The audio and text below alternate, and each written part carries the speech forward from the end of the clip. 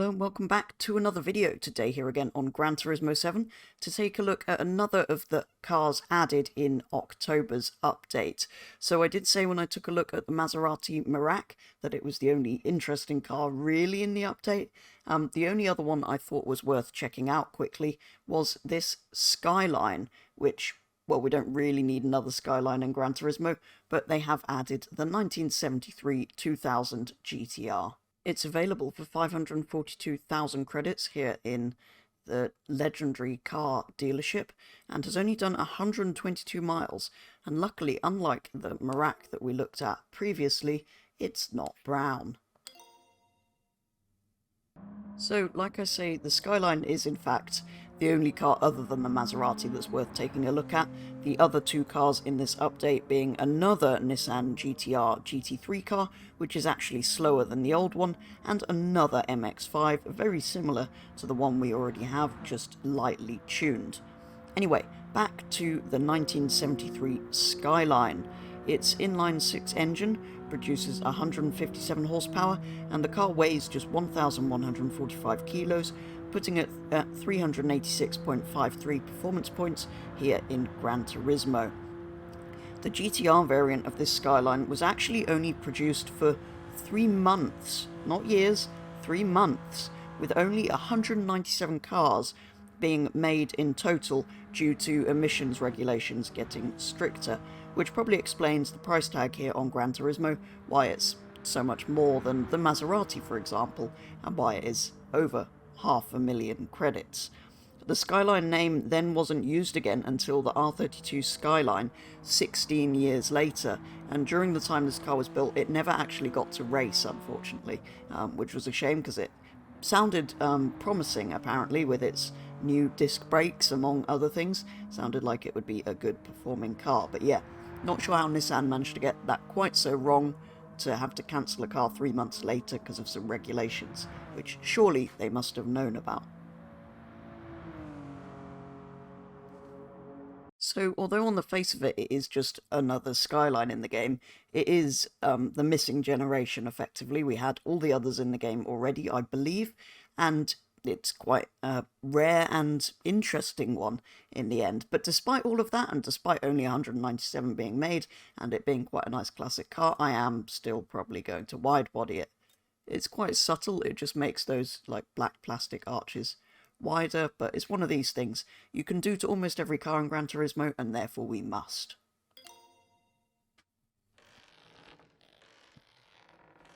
I know I often end up using exactly the same wheels, but these BBS wheels seem to work on absolutely everything, the black ones specifically.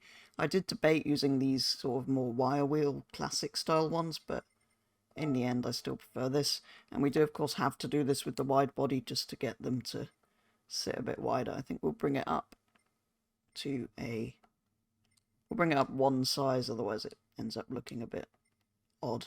But yeah, we have to do that to get the offset looking right with the wide body. There are also, of course, aero part options, which I'm not sure I really want to do. Oh, interesting, that just takes that bit of trim off. Sure, why not? 4,000 to take a bit of trim off, yes, of course. Here we can take the wing off, put on Type A, or do custom wings, which look dreadful. Tempted by that, actually. Sure, just to make it a bit different. There are, of course, also bonnet pins. I quite like those subtle ones. Tow hook, do we want that? Not really. Roll cage. No.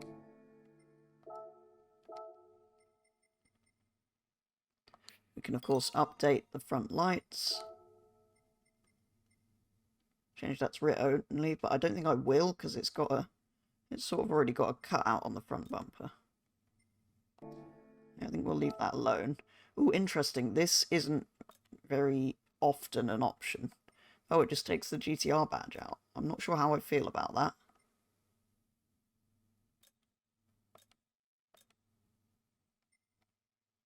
No, I want my GTR badge. Everyone must know what my car is. So, because, well, I always end up doing this, I've got a whole host of Nissan colours already that I can apply to this. I kind of like to keep colours from the same manufacturer. It's slightly a shame that it paints over the wheel arches, but I'm sure we can correct that in a minute. So we could go with something like this, but I feel like it's too kind of metallic for the era of the car. I mean, I suppose it's kind of like a more of a resto mod then. But we've got a couple of reds, we've got some oranges, which always seem to work well on Nissans, I think. I really like these. I think these are what I did on the Proto Z. We've got Safari Gold, Premium Ultimate Yellow. I love the Nissan colours. Premium Ultimate Yellow, Ultimate Shiny Orange. We've got the Pennzoil Yellow, which I feel like might be a bit too bright on this car. Obviously from the Pennzoil Racing Skyline a few generations, or one generation, some generations later. We've got Grand Prix Green, which I actually think a nice gloss green on a classic car. Looks really well. Obviously we've got Midnight Purple, Millennium, Millennium Jade, and Bayside Blue. I think I've gone with Ultimate Shiny Orange. I just feel like it works so well on this car. Now let's see if body panel 2 is usually the bonnet. Yeah, that's not what I want. Other, I'm pretty sure will be. There we go.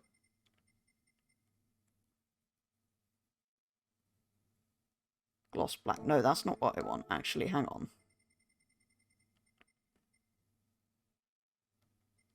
Chrome. No, I think it's that, right? Matte black is going to look the best on those.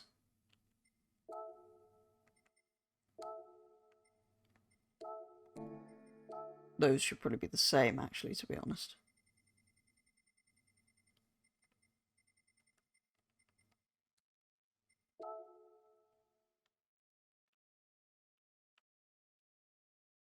Perfect. So for upgrades, I've learnt from my previous mistakes and tried to build the car to 500. It is slightly over 500 performance points, but we'll sort that out in tuning in a minute. And I've managed to not duplicate any parts by buying, for example, this suspension and then realising that one's better. So the parts I have equipped are a sports computer, sports air filter, sports silencer, sport brake pads, and sports soft tyres, and then the brought up high lift camshaft, high compression pistons, sports suspension, sports brakes, sports clutch, close ratio sports transmission, and power restrictor so that we can reduce that one performance point that we are over. Rather annoyingly, 99% power is 500.35, so just over. So we're going to have to go with 98% power, I think, just to bring that down to, well, in fact, 499.25. So, of course, having managed to tune it successfully to 500 rather than 550 this time, it turns out all the championships are 550 for Japanese cars.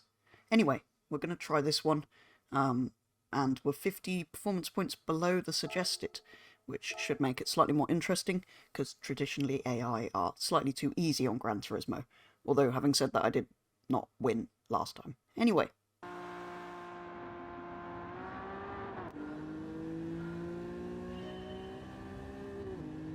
So, 3 laps of Fuji in the modified Nissan. Let's hope it drives slightly better than before, because although it handled reasonably well for a car from the 70s, it's still a car from the 70s.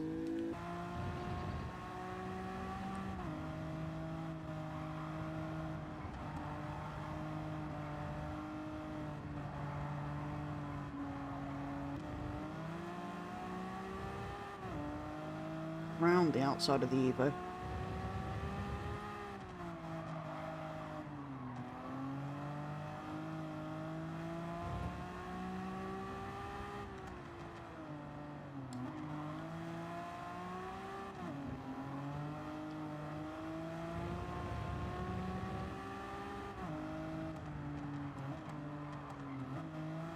Taking a very narrow line through here. Oh, goodbye, newer Skyline. He's off.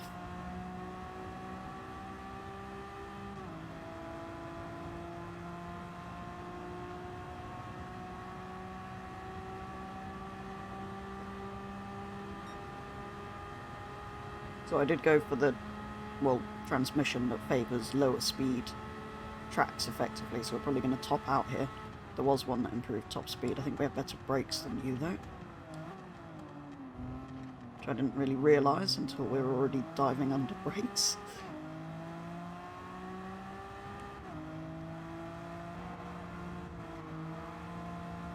Which side are you going? Oh. Through we go.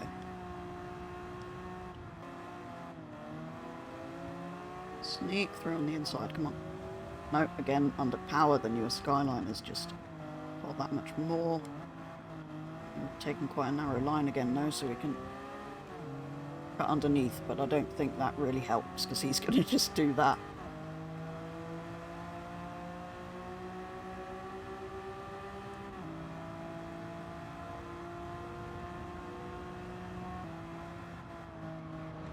Oh, he's right in the way. Stop braking there. I don't think we've got much chance this race now. Maybe I should have tried a race that I was 50 points too fast for, rather than 50 points too slow for.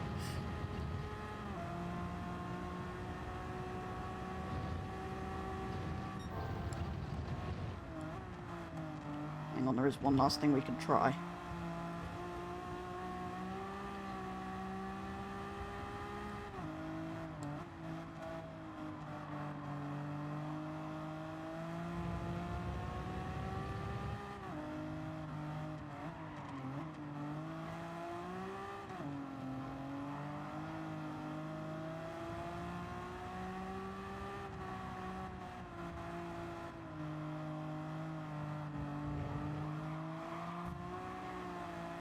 Okay, a bit of a ram, but we've got one more place.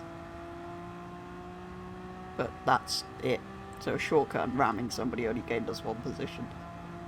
Oh, that's slightly disappointing. I thought maybe Gran Turismo AI have got more difficult. Or to the right level, I should say, because if we're in a car, the right performance points would have probably still won that. So I think to be completely fair to the Nissan, I'm also going to do a 450 challenge. Japanese car thing. 2 laps of Tokyo Expressway. Then we've done one 450 and one 550, so that kind of balances out, and it's a race I haven't completed yet, which is always good to get knocked off.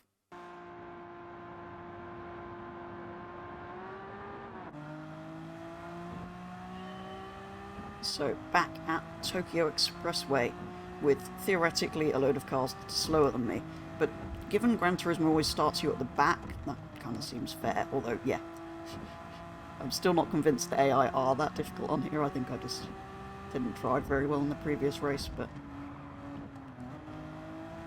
we should be able to win this one a lot more easily.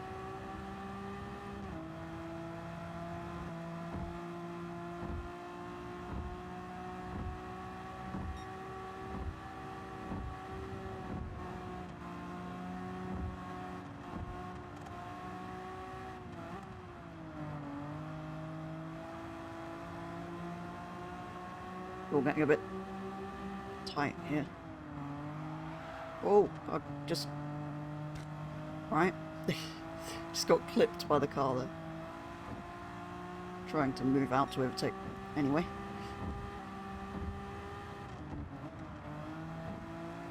Round the outside, slight bump from him. Clear. Why is he blocking me? Okay. I think we're past. Oh. We weren't quite past.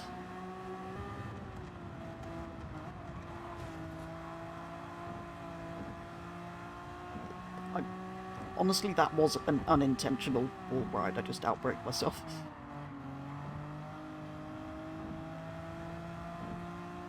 Somehow I've lost.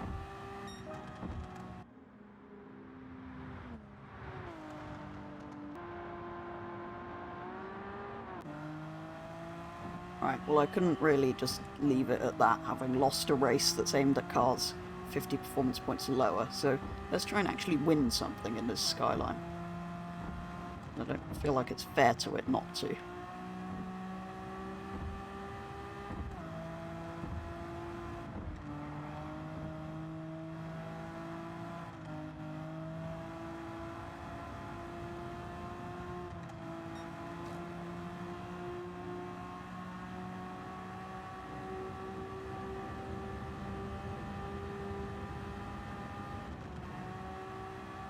then he's just going to cut in front of me. And then brake.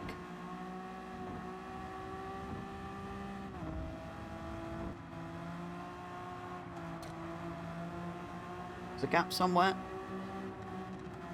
Oh. Okay, the sushi delivery car decided to sideswipe me. So going better than last time. They were up in second and clear of the main pack.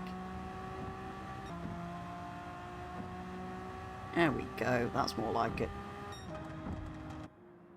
That's more like where the Nissan should finish. And there we go. That probably is going to do it for a very first look at the 1973 Nissan Skyline GTR here on Gran Turismo 7. Fun little car to drive, and not the most interesting from the update. I think the Maserati still is, but the only other car worth taking a look at. It is another Skyline in the game, but a super rare one that kind of needed to be in there. But I kind of feel like maybe it should have been in there from the start. It's the only missing generation of Skyline in this game, I think. And in general, this update just feels a bit like they've learned the copy and paste recycle vehicles technique off Forza. But yeah, don't get me wrong, I appreciate that modern games are able to give us updates with new content, but if that new content is stuff that should have been in to begin with, or is recycled, with the Mazda and the Nissan, for example, being very close variants of stuff we already have, then it kind of feels like they're selling it to us as new content when it's not, which I don't like. But anyway, this has been a fun little car to try out, and I did enjoy the Maserati Merak. That was a very interesting addition, but I just hope going forward that this isn't how the updates are going to be, that hopefully we will get some tracks or some new cars, because if they are actually new, then I very much want to see them in the game. But anyway, for now, for a very first look at the Nissan Skyline from 1973, that is going to be all. So thank you very much for watching, and I will be back with the next video very soon.